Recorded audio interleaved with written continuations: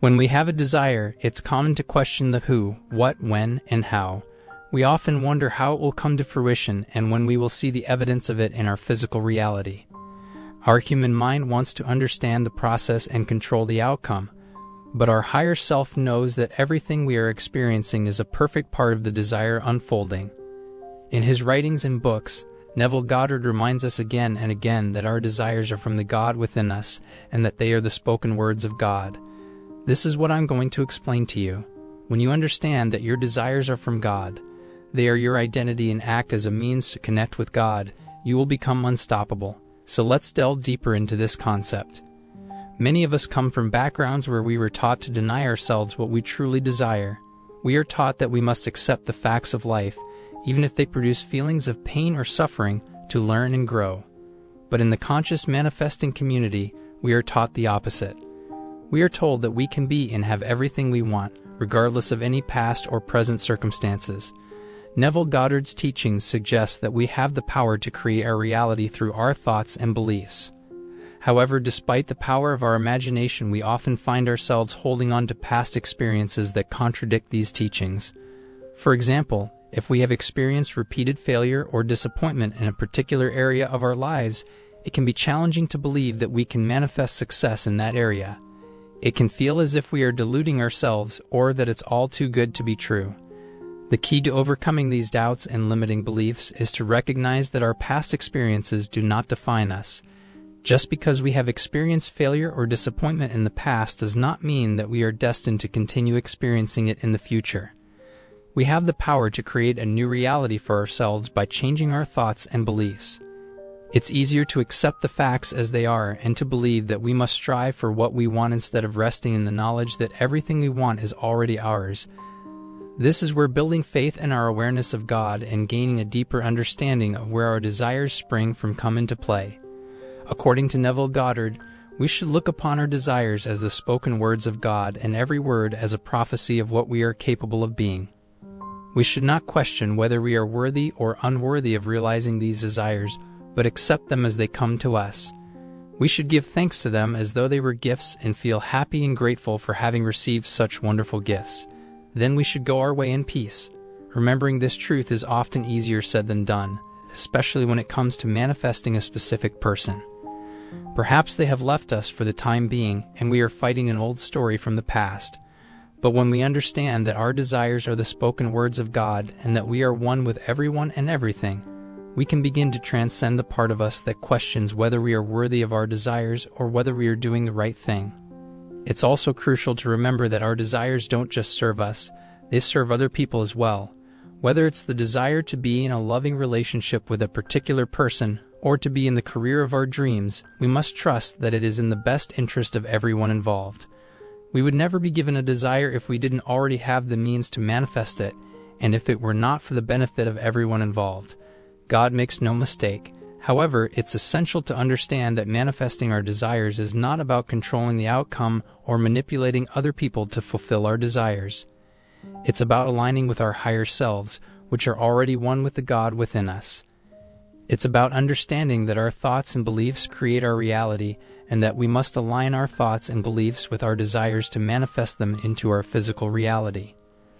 Our desires are an inherent part of our human experience. They are the fuel that drives us forward, the source of our inspiration and creativity, and the pathway to our personal growth and fulfillment. Whether it is a desire for love, success, health, or happiness, we all have something that we yearn for, something that gives us a sense of purpose and meaning in life. However, it is not enough to simply have a desire. To manifest our desires, we must also have faith in them and persist in them. This means that we must trust in the power of the universe and the process of manifestation, and we must also be willing to take consistent and inspired action toward our goals. Faith in our desires is about believing in their inherent worth and value. It is about recognizing that our desires are not just arbitrary wants, but also expressions of our true selves and our deepest aspirations. When we have faith in our desires, we are affirming our belief in the universe's abundance and generosity. We are saying yes to the infinite possibilities that are available to us, and we are opening ourselves up to receive the blessings that come with them. However, having faith in our desires does not mean that we are blindly optimistic or unrealistic. It does not mean that we are denying the challenges and obstacles that come with manifesting our desires. Rather, it means that we are choosing to focus on the positive aspects of our desires and to trust that the universe is working in our favor. Persistence in our desires is about staying committed to our goals, even in the face of setbacks and failures. It is about being willing to put in the time, effort, and energy required to make our dreams a reality.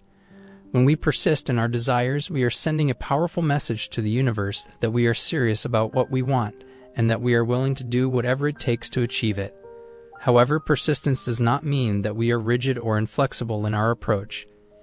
It does not mean that we are stuck in a particular mindset or strategy even when it is not working. Rather, it means that we are willing to adapt and adjust our plans as needed while remaining true to our core desires and values. To have faith in our desires and persist in them, we must also be willing to let go of any limiting beliefs and negative thought patterns that may be holding us back. We must be willing to shift our focus from what we don't have to what we do have, from what is lacking to what is abundant. We must be willing to cultivate a positive and empowering mindset that supports our desires rather than sabotages them.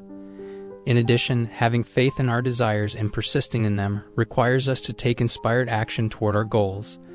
This means that we must be willing to step outside of our comfort zones, take risks, and try new things. It means that we must be willing to seek out opportunities and resources that can help us achieve our desires and be open to receiving them.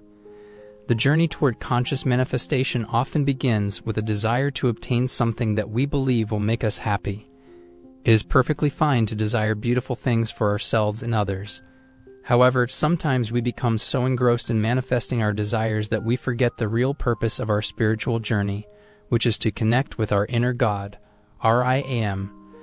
During the initial stages of our spiritual journey, we tend to seek validation for our desires from external sources.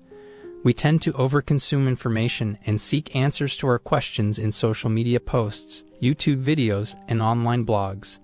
However, the real answers do not come from the 3D world, but from within ourselves. Only when we connect with our higher selves can we find the answers to our questions. John 18:8 says, "I told you that I am He. If you are looking for me, then let these men go." The more we connect with our consciousness, which is our Lord, the less we need to seek answers and advice from the outside.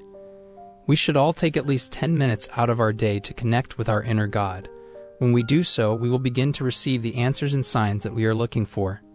It is then that having faith in who we truly are and persisting in our desires becomes effortless. Connecting with our inner God is not an easy task. It requires us to silence our minds and focus on our breath.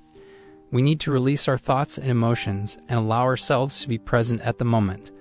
Only then can we connect with our consciousness and receive the answers to our questions. When we connect with our inner God, we begin to understand that we are not separate from the divine. We are all connected to the universal consciousness, and we are all part of the same divine energy.